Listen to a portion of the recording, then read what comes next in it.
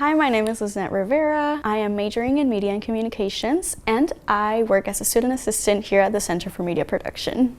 One of my favorite things of being a student assistant would be having a lot of opportunities to work with production and with equipment such as cameras, mics, and even the podcast room. Before joining MCST here at Johnson & Wales University, I had goals of learning how to use cameras. So when I got here, I took digital photography and I learned how to use the camera, and now I love taking pictures outside. What I like to do outside of classes is go walk around the city. I think Providence is beautiful. It has places such as the pedestrian bridge, tall buildings, and it has Gaby.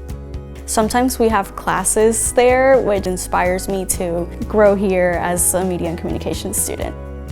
My first production class was narrative filmmaking, and I got the opportunity to produce and direct the short film that we had. And there I got a lot of knowledge, which I am forever grateful because it helped me gain experience for classes and outside classes.